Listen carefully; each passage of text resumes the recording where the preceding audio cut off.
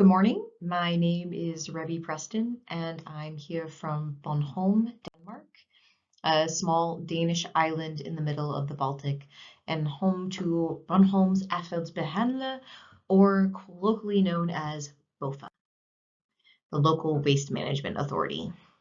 I like to jokingly say that I just work for the trash company, but the reality is I work with people.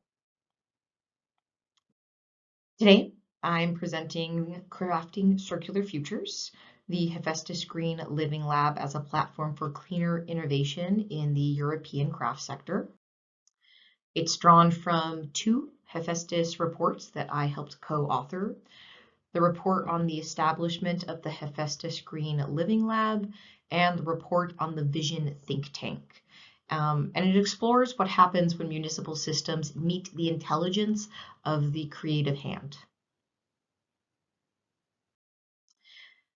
And what I'm presenting here today emerges from the HEPHAESTUS project, a Horizon Europe collaboration. This collaboration is between Denmark, Italy, and Sweden, and it imagines the role of heritage in the circular transition. And at its heart, HEPHAESTUS explores how creative heritage, the knowledge held in the hands of artisans, can inform cleaner, more inclusive forms of production. And unlike many EU innovation projects, HEPHAESTUS is not KPI driven. Instead, it applies the harmonized assessment methodology, also known as HAM, which is a reflexive evaluation framework grounded in living lab principles and the values of the new European Bauhaus, which is sustainability, inclusion, and beauty. And what makes the Danish contribution extremely unique is that it's not led by a university, but instead by a local waste management authority. And that alone is a methodological innovation, a shift from waste handling to cultural co-creation and from end of pipe management to participatory clean production. And craft in this context is more than a profession. It is a way of thinking through materials. It holds an intelligence that is tactile, local, and enduring. And within HEPHAESTUS, craft alone becomes a method of inquiry, a means to translate circular principles into practice through the act of making itself. And the new European Bauhaus reminds us that the transition must be sustainable, beautiful, and inclusive. And craft embodies all three, connecting ecological awareness to cultural identity and aesthetic experience. All of our Living Lab activities take place on Bornholm, an island that functions as Denmark's national test site. New sustainability initiatives are often piloted here before being implemented across all of Denmark, which makes it an ideal context for circular experimentation. And within HEPHAESTUS, the island itself becomes a laboratory, small enough to be agile, but complex enough to reflect real social systems. And each living lab explores a different relationship between waste, creativity, and community participation. And together they form a circular innovation ecosystem rooted in local identity, yet in conversation with Europe's broader transition goals. And the HEPHAESTUS Green Living Lab, or known as HGLL, runs 7 experimental tracks on Bornholm, each exploring a distinct material and social question. We have Ulan, or wasteland, which reuses ceramic and porcelain waste.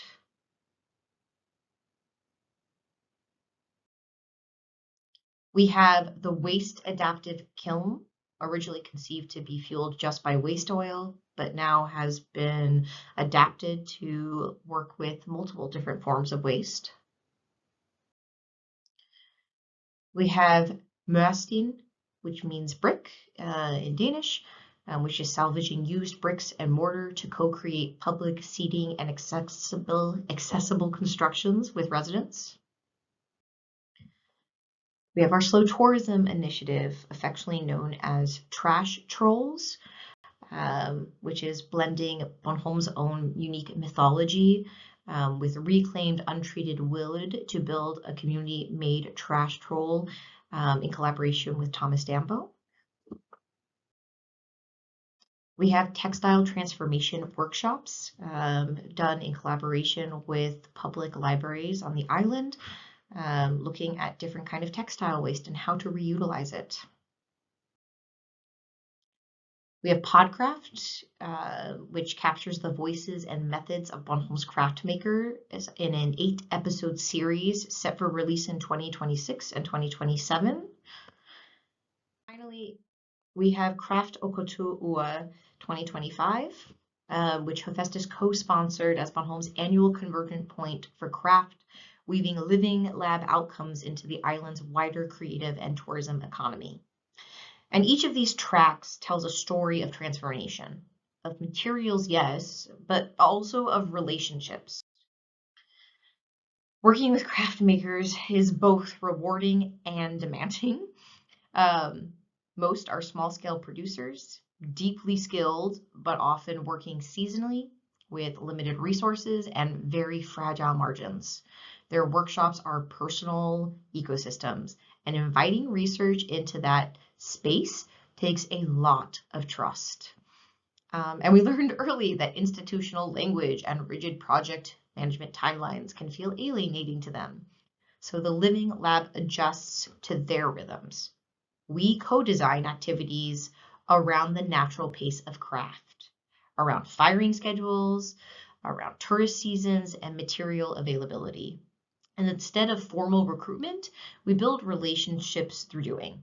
Hands-on workshops, shared materials, open invitations, and this approach created what we now call a productive friction, a space where difference becomes innovation. And it is absolutely slower than most policy cycles, but it's also more authentic. And perhaps more importantly, it reminds us that systemic change happens at the pace of relationships. Each living lab is evaluated through the Harmonized Assessment Methodology, or HAM, and our reflexive framework for understanding impact. HAM integrates environmental, social, and economic dimensions, but unlike traditional evaluation models, it begins with reflection rather than measurement. We document material recovery rates, life cycle impacts, and stakeholder experiences, but these indicators are interpreted through participatory dialogue and not imposed externally. This means that evaluating becomes a learning process and not a judgment. It's iterative, open, and grounded in the lived realities of our makers, residents, and partners. And in that sense, the Living Lab is both an empirical structure and an ethical practice, one that values process just as much as outcome, if not more. To connect practice with policy, HEPHAESTUS established the Vision Think Tank. Co-led by BOFA and Copenhagen Business School, it builds on and now convenes Makers Island, Bornholm, a craft and design network that connects makers, institutions, and policymakers, and evolves through HEPHAESTUS into a more reflexive, policy-oriented forum. David Christensen, who is the department head of BOFA, my boss, he's also sitting a part of this presentation, but he sits on Makers Island Steering Committee, ensuring close alignment between the municipality, waste management, and the island's craft ecosystems. So the think tank also brings together the regional municipality of Bornholm, the Arts and Crafts Association of Bornholm, also known as ACAB, the Royal Danish Academy, and our partners in Italy and Sweden. Its task is to ensure that the lessons from our living labs outlast project timelines. It acts as a policy practice bridge, translating the tactile intelligence of making into frameworks decision makers can use. Rather than scaling up by replication, we are scaling out by resonance, embedding insights where they naturally fit. As municipal conditions and programs evolve, the think tank keeps the collaboration intact, documenting what works and what doesn't, and what could emerge next, so the conversation between culture, governance, and everyday material practice stays alive. And while all the living labs are based on Bonhomme, the Hephaestus collaboration extends across Europe. Our partners in Italy and Sweden contribute complementary perspectives, from cooperative business models to design-driven education and craft policy. Rather than replicating Bonhomme's approach, which would not work, each partner translates the methodology into their own context. We call this scaling out rather than scaling up, sharing principles and not templates. Through workshops, residencies, and policy exchanges, we are building a shared vocabulary for circular craft across Europe, one that values beauty, locality, and care as central to cleaner production. And the impacts of Hephaestus are emerging in both tangible and intangible ways. On the tangible side, through those still early in our analysis and not yet fully quantifiable, by 2026, we expect to see measurable reductions in local waste streams. And for some of our makers, access to Bonhomme's waste sites has already dropped their material costs, sometimes to zero. Participation in community workshops continues to grow, and circular practices are becoming increasingly visible within Bonhomme's craft scene. But the deeper impact is cultural. The work has shown that sustainable change doesn't have to be sterile or technocratic. It can also be attractive. When transformation engages the senses, people want to be part of it. The new European Bauhaus reminds us that attractiveness is not a luxury, but a way to sustain participation, a way to make circularity feel desirable and not dutiful. And like any living lab, Hephaestus faces its share of challenges.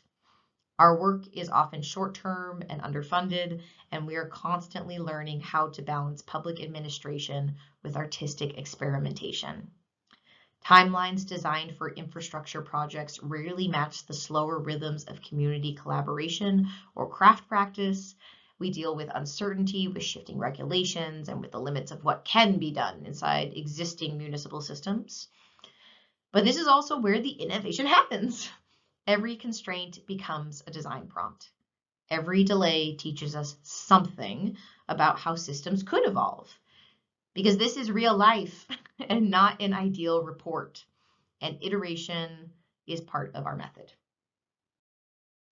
And from these experiments, Hephaestus is developing an open framework, a guide for how other municipalities and regional partners can connect craft, waste, and policy. It's not a formula, but a set of principles drawn from practice. Work locally, evaluate reflexively, and design for beauty and inclusion as conditions for participation. The framework emphasizes cultural relevance, social inclusion, and measurable environmental benefit without losing the human scale intimacy that makes circularity meaningful. And in many ways, it's not a framework we're writing, but one we're living, one iteration at a time.